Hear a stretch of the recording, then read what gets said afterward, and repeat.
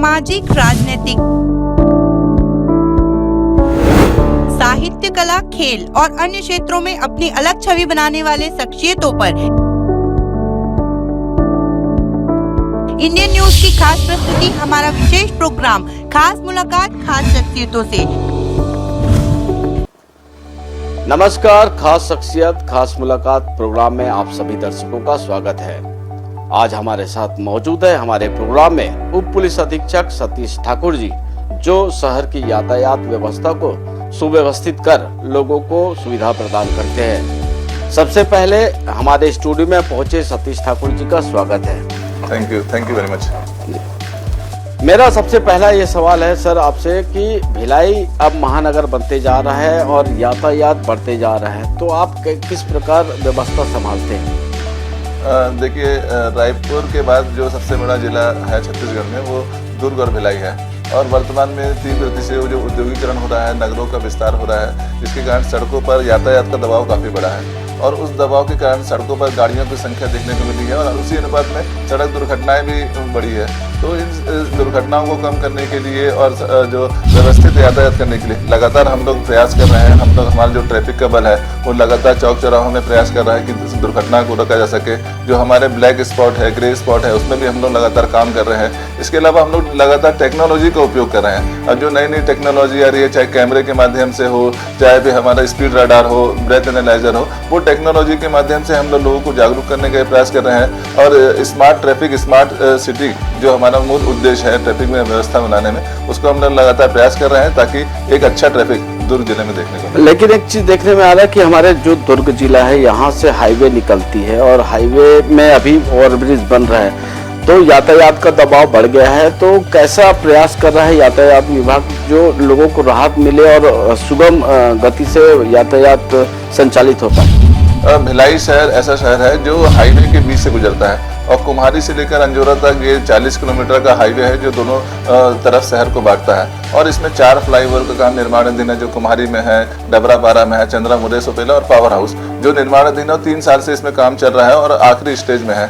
और ये ट्रैफिक में जो कई जगह है जहाँ पे जाम की स्थिति निर्मित होती है, चाहे पावर हाउस हो गया, चंद्रा मुरिया हो गया, चाहे डबरापारा हो गया, बरसात के दिनों में काफी जाम लगता था। अभी हम लोग ने वहाँ पे व्यवस्था कर ली है कि वहाँ पे जो रोडों को डामरीकरण किया जा चुका है, और जो वहाँ पे टीना जो सकरा था, रोड था, इसके कारण जाम लगता था, वहाँ पे भी हम लोग ने उसको क्लियर करा लिया है। और अभी हम लोग जो टेक्नोलॉजी का है उसका उपयोग कर रहे हैं कि वहाँ पे टेक्नोलॉजी गूगल के माध्यम से उस रोड को मॉनिटरिंग कर रहे हैं। यदि वहाँ जाम की स्थिति निर्मित होती है तो हमको पहले से पता चल जाए, हमारी पेट्रोलिंग पहुंच जाए, हाईवे पेट्रोलिंग पहुंच जाए, हमारा बल पहुंच जाए, और इन्फोर्समेंट के माध्यम से वहाँ पे जाम को हम लोग क्लियर कराए। जी, जैसा आपने कहा कि एक आपने मोबाइल ऐप बनाया है, रायपुर से आप यहाँ आए उसके बाद एक मोबाइल ऐप बनाया है, तो क्या किस प्रकार काम करता है ऐप? और लोगों को, अधिकांश लोगों को इसकी जानकारी नहीं है, तो किस प्रकार काम करता है ऐप, उसका विस्तृत जानकारी दीजिए।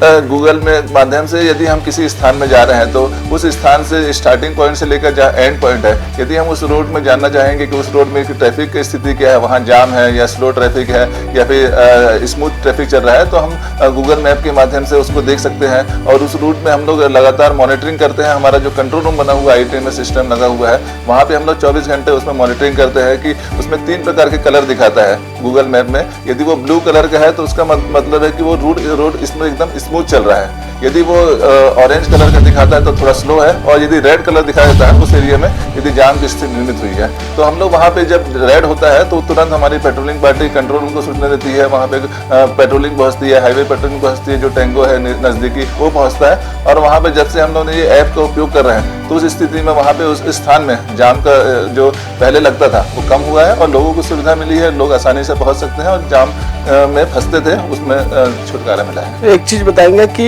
आम पब्लिक इस ऐप का कैसे इस्तेमाल करेगी, और उनको, अधिकांश लोगों को इसके बारे में जानकारी नहीं है, तो थोड़ा सा विस्तार से समझाएंगे ताकि लोग उस ऐप के माध्यम से उसका उपयोग करके मतलब ट्रैफिक में ना फंसे। सभी जो भी व्यक्ति एंड्रॉयड फ़ोन करते हैं उसमें एक ऐप रहता है गूगल मोबाइल मैप।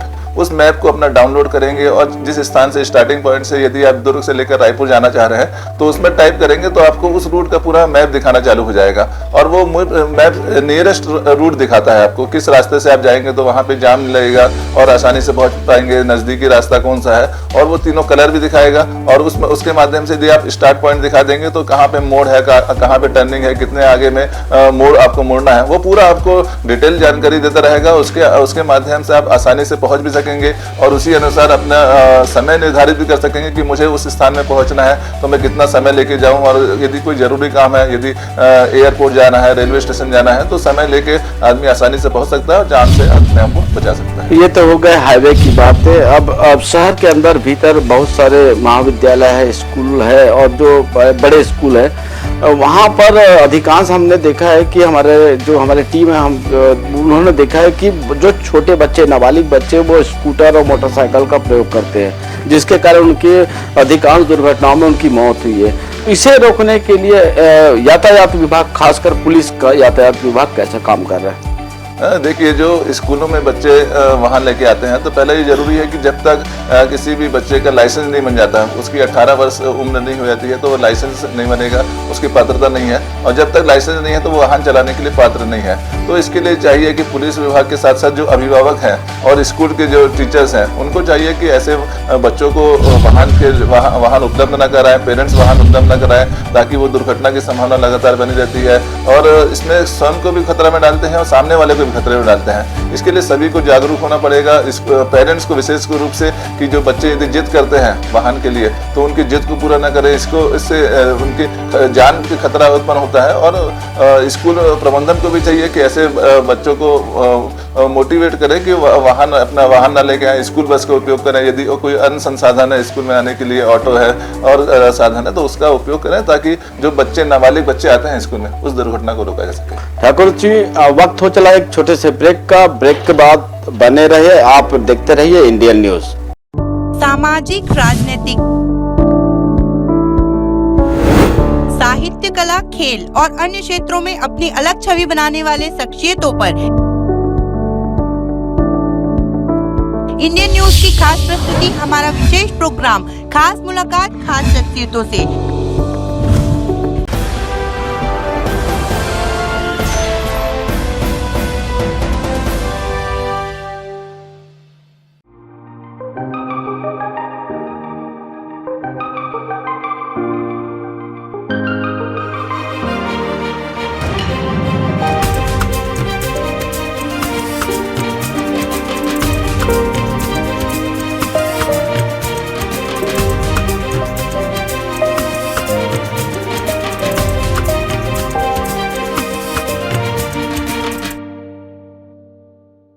ऐसे ही यूनिक प्रोडक्ट्स के लिए आप विजिट करें wahcard.com और अधिक जानकारी के लिए संपर्क करें 7405 74005।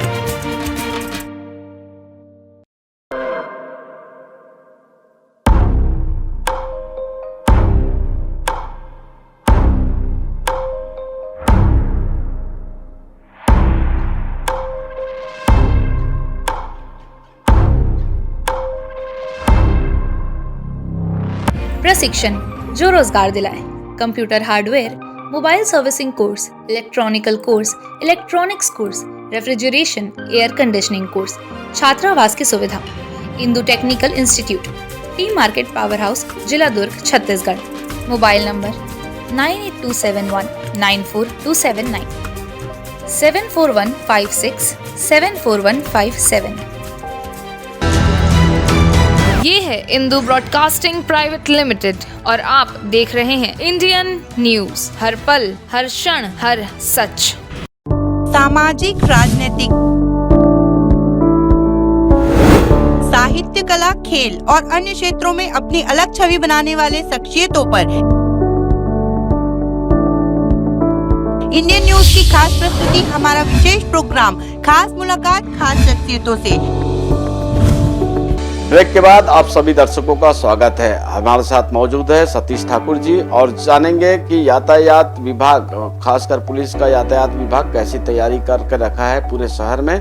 सर, सबसे मेरा पहला सवाल है अभी ब्रेक के बाद कि दुर्ग भिलाई में बहुत सारे चौक चौराहों में सिग्नल्स नहीं है। सिग्नल्स नहीं होने के कारण लगातार दुर्घटनाएं हो रही है, क्योंकि यातायात वैसे भी बढ़ा हुआ है। तो सिग्नल नहीं होने के कारण जो दुर्घटनाएं हो रही है ये ना हो, इसके लिए क्या प्रयास किया जा रहा है? देखिए, हाईवेज में जो हमारा भिलाई शहर है उसमें हाईवे में कई स्थान ऐसे हैं जहाँ पे सिग्नल अभी नहीं लगे हुए हैं, जो फ्लाईओवर बनने के कारण जो सिग्नल को हटा दिया गया है। इसके अलावा जो नेहरू नगर से लेकर जो पुलगांव तक उसमें भी रोड का चौड़ीकरण का काम हो रहा है, और उसमें कई स्थान ऐसे हैं जैसे राजेंद्र पार्क हो गया, मालवी रोड हो गया, वहाँ पे पहले सिग्नल लगे हुए थे, उसको निर्माण कार्य होने के कारण उसको भी अभी हटाया गया है। और अभी हम लोग कुछ दिनों पूर्व एक मीटिंग लिए थे निगम के साथ, और जो मुख्य चौक चौराहे हैं जहाँ पे सिग्नल होना बहुत ही जरूरी है, जिसके कारण दुर्घटना की संभावना लगातार बनी रहती है, जैसे कुर्सी पार चौक हो गया, वहाँ सिग्नल बहुत अनिवार्य है, वहाँ जरूरी होना चाहिए, सिग्नल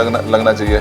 इसके अलावा जो नेहरू नगर गुरुद्वारा है और अपना जवाहर ब्रिज के नीचे है, वो सिग्नल भी काफ़ी पुराना हो गया, खराब हो गया है। राजेंद्र पार्क हो गया, मालवी रोड हो गया, ये सिग्नल को अभी हम लोग ने जो नया वर्क ऑर्डर हुआ है उसमें कंपनी को बुलाए थे, और वो शीघ्र ही आने वाले 15 से 20 दिनों में अभी सभी सिग्नल को हम लोग लगा भी देंगे, उसका टाइमिंग भी सेट कर देंगे, और वहाँ पे स्टॉप लाइन जेब्रा क्रॉसिंग का भी निर्माण शीघ्र हो जाएगा, ताकि लोग वहाँ पे रुकें और आसानी से सड़क पार कर सकें, और जो दुर्घटना की संभावना चौक चौराहे में बनती है उसको कमी लाई जा सके। ठाकुर जी, एक चीज़ देखा गया, हमारे दुर्ग जिले में 4 नगर निगम है, और 4 नगर निगम होने के कारण चूँकि शहर है, चारों नगर निगम में शहर है, बसा हुआ है, लेकिन जो सड़क पे अधिकांश मवेशी है वो बैठ जाते हैं, जिसके कारण लगातार जो दुर्घटनाएं हो रही है। तो मवेशी सड़क पे ना बैठे, इसके लिए क्या व्यवस्था नगर निगम द्वारा की जा रही है या पुलिस के द्वारा की जा रही है? देखिए, बरसात के समय में ये हमेशा शिकायत रहती है कि मवेशी सड़कों पर आ जाते हैं, और चूँकि जो सड़कें लगातार गाड़ियाँ चलती हैं तो वहाँ पे सूखा रहता है, बाकी जहाँ पानी भरा रहता है तो वहाँ पे मवेशी नहीं जाना चाहते हैं, सड़कों पर आते हैं। किंतु अब बरसात समय ख़त्म हो चुका है, और सभी नगर निगम के साथ एक बैठक भी हमारी हो चुकी है कि जो आवारा पशु घूमते हैं वो अपने काऊ कैचर के माध्यम से उन जानवरों को अपना उठाते भी हैं, उनको कांजी हाउस में भी रख रहे हैं, ताकि जो सड़कों पर आवारा मवेशी घूमते हैं जिसके यहाँ दुर्घटना की संभावना लगातार बनी रहती है, उसको कमी लाई जा सके। इसके सभी नगर निगम अपने अपने क्षेत्र में कार्य कर भी रहे हैं, और उनका जो आवारा पशु पहले दिखते थे उसमें भी कमी आई है। सबसे पहला अभी जब हमारे नगर निगम भिलाई के जो महापौर पाल जी और उनके आते ही अवैध होर्डिंग्स पे कार्रवाई हुई, लेकिन अवैध होर्डिंग्स पे कार्रवाई होने के बाद अब जो मोबाइल होर्डिंग्स है, जो जगह जगह जाके सड़कों के बीच में अपने प्रचार के लिए होर्डिंग्स लगा देते हैं, उसके कारण भी लगातार दुर्घटनाएं हो रही है। तो पुलिस विभाग क्या उन होर्डिंग्स पे कार्रवाई करेगा? निश्चित रूप से कई स्थान में ऐसे होर्डिंग्स, ट्रॉली होर्डिंग्स जो लगते हैं, जो यदि मोड़ में लगा दिए, टर्निंग में लगा दिए, ब्लाइंड मोड़ में लगा दिए, जिसके कारण जो आने वाला ट्रैफिक उसको स्पष्ट रूप से दिखाई नहीं देता है। तो ऐसे हम लोग यदि उसमें जानकारी मिलती है, यदि हमारे पेट्रोलिंग के माध्यम से जानकारी मिलती है कि कोई होर्डिंग्स यदि गलत ढंग से या सड़कों पर लगा हुआ है, तो निश्चित रूप से हम संबंधित नगर निगम से संपर्क करके उस होर्डिंग को दूसरी जगह में रखने या उसको शिफ्ट कराने के लिए उसको बताएंगे। और आने वाले समय में भी हम लोग ये सभी नगर निगम के साथ ये बैठक लेके भी बताएंगे कि यदि कोई होर्डिंग्स देने के लिए परमिशन लेता है तो हमको जानकारी जरूर दें, और ताकि हम वहाँ पे बता सकें कि होर्डिंग्स वहाँ लगना उचित है कि नहीं है, उसके कारण कोई व्यवधान उत्पन्न तो नहीं होगा या फिर दुर्घटना की संभावना तो नहीं बनेगी।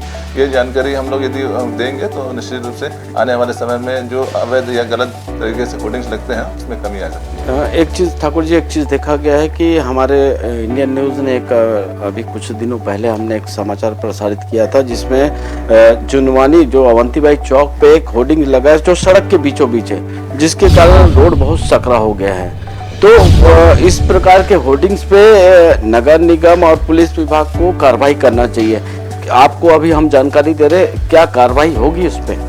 निश्चित रूप से नगर निगम, चाहे भिलाई हो, दुर्ग हो, चरौदा हो, सभी नगर निगम अपने अपने क्षेत्र में काफ़ी अभी अभियान भी चल रहा था जो अवैध होर्डिंग्स है, जिसके कारण लोगों को दिखता भी नहीं है, दुर्घटना की संभावना। कई होर्डिंग्स को जो फ्लैक्स लगे रहते हैं उसको भी हटाया गया है। यदि अवंतीबाई चौक में ऐसे होर्डिंग्स की लगातार जानकारी मिल रही है, हमारे संज्ञान में आया है, तो निगम के साथ मिलकर हम लोग स्पॉट में विजिट भी करेंगे और यदि वो वहाँ पे दूसरी जगह शिफ्ट करने लायक है या हटाने लायक है या उसके लिए जरूर उसमें कार्रवाई की जाएगी और जो ऑब्स्टिकल आ रहा है होर्डिंग्स के कारण उसको जरूर निश्चित रूप से हटाया जाएगा। जी, वक्त हो चला है छोटे से ब्रेक का। आप देखते रहे इंडियन न्यूज। सामाजिक, राजनीतिक, साहित्य, कला, खेल और अन्य क्षेत्रों में अपनी अलग छवि बनाने वाले शख्सियतों पर इंडियन न्यूज की खास प्रस्तुति, हमारा विशेष प्रोग्राम खास मुलाकात खास शख्सियतों से।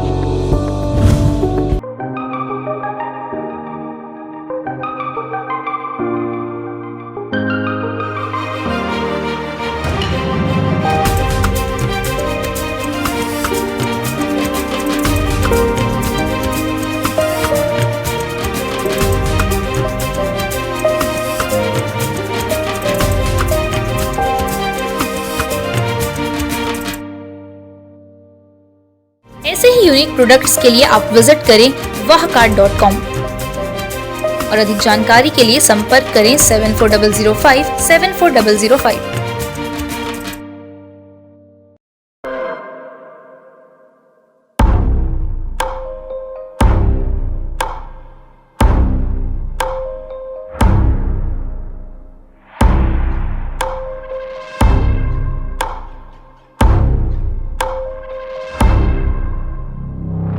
प्रशिक्षण जो रोजगार दिलाए।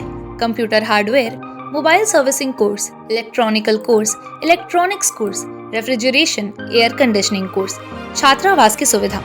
Indu technical institute, T market power house, जिला दुर्ग, छत्तीसगढ़। Mobile number 9827194279 74156 74157। ये है इंदु ब्रॉडकास्टिंग प्राइवेट लिमिटेड और आप देख रहे हैं इंडियन न्यूज, हर पल, हर क्षण, हर सच। सामाजिक, राजनीतिक, साहित्य, कला, खेल और अन्य क्षेत्रों में अपनी अलग छवि बनाने वाले शख्सियतों पर इंडियन न्यूज की खास प्रस्तुति, हमारा विशेष प्रोग्राम खास मुलाकात खास शख्सियतों से। ब्रेक के बाद आप सभी दर्शकों का स्वागत है। हमारे साथ मौजूद है सतीश ठाकुर जी। आइए जानते हैं इनसे और कुछ प्रश्नों के उत्तर लेते हैं। ठाकुर जी, सबसे पहले बताएंगे कि हमारे शहर में बहुत सारे विद्यालय है, महाविद्यालय है और उनकी बसें सड़कों पे पार्क हो जाती है, जिसके कारण बहुत सारी समस्याएं पैदा हो रही है। आप इंडियन न्यूज के माध्यम से क्या कहना चाहेंगे उन संचालकों को?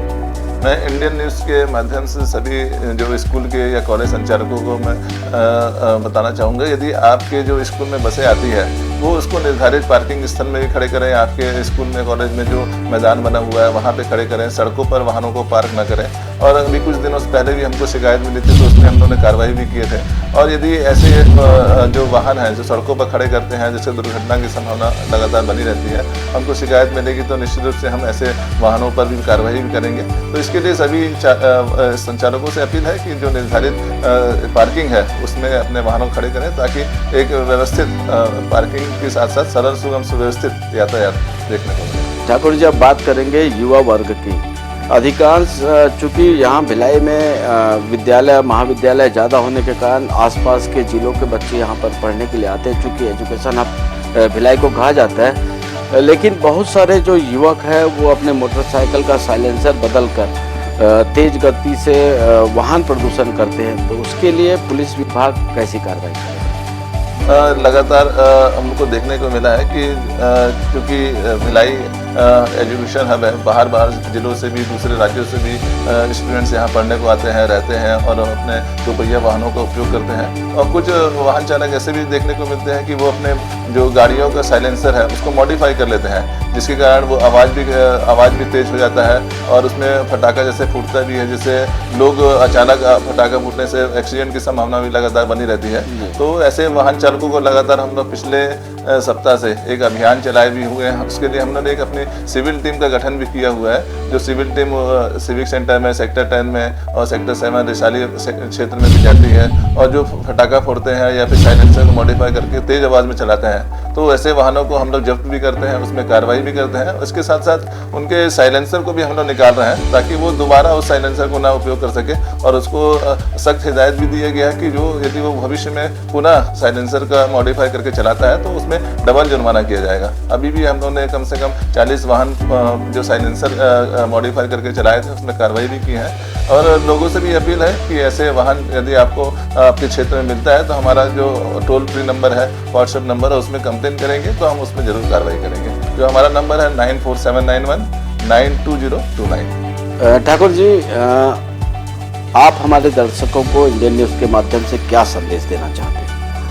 मेरा सभी दर्शकों से यही अपील है कि लगातार जिस प्रकार सड़कों पर यातायात का दबाव बढ़ा है, काफ़ी संख्या में वाहनों की संख्या में लगातार वृद्धि हुई है और दुर्घटना में भी वृद्धि हुई है। और अभी हम लोग सभी दुर्घटना का जो निरीक्षण करते हैं उसमें निष्कर्ष निकल के यही आता है कि जो सुरक्षा उपकरण का है वो लोग उसका उपयोग नहीं करते हैं। यदि 2 पहिया वाहन चला रहे हैं तो हम हेलमेट का उपयोग जरूर करें। यदि हम 4 पहिया चला रहे हैं तो सीट बेल्ट जरूर लगाएं। शराब पी के वाहन न चलाएं। और मोबाइल से बात करते हुए वाहन चलाना ये और खतरनाक ढंग से हो जाता है। और खतरनाक ढंग से ओवरटेकिंग करना ये बहुत रिस्की रहता है। तो इसके लिए जरूरी है कि जो नियम बनाए गए हैं, 3 प्रकार के संकेत बनाए गए हैं, आदेशात्मक, सूचनात्मक, चेतावनी सूचक, वो उन सभी संकेतों का पालन करें और अपने निर्धारित गति में ही वाहन चलाएं। एक सभी स्थानों की एक गति निर्धारित है। शहर में चला रहे हैं तो आप 35 से 40 की स्पीड में चलाएं, हाईवे में चल रहे हैं तो 60 की स्पीड में चलाएं। तो निश्चित रूप से जो ओवरटेकिंग के कारण जो खतरनाक ढंग से वाहन चलाने के कारण वो युवा वर्ग दुर्घटना का शिकार हो रहा है। और सबसे ज़्यादा जो दुर्घटना हो रही है वो शाम के समय ज़्यादा हो रही है। वो 6 बजे से लेकर 8-9 बजे तक वो समय ऐसा रहता है जब अंधेरा होता रहता है, सबको जल्दी रहता है वापसी घर पहुंचने के लिए। तो ऐसे समय में लोग निकलते हैं और शराब पी लेते हैं तो वो ज़्यादा एक्सीडेंट को दुर्घटना के शिकार होते हैं। तो नियमों का पालन करें और शराब पी के वाहन न चलाएं तो निश्चित रूप से जो सड़क दुर्घटना में लोग शिकार होते हैं उसमें कमी आ सकती है। ठाकुर जी, आपने इंडियन न्यूज़ को समय दिया उसके लिए धन्यवाद। खास शख्सियत खास मुलाकात कार्यक्रम में इतना ही। इंडियन न्यूज़ पर आप बने रहें। नमस्कार। सामाजिक, राजनीतिक, साहित्य, कला, खेल और अन्य क्षेत्रों में अपनी अलग छवि बनाने वाले शख्सियतों पर इंडियन न्यूज़ की खास प्रस्तुति, हमारा विशेष प्रोग्राम खास मुलाकात खास शख्सियतों से।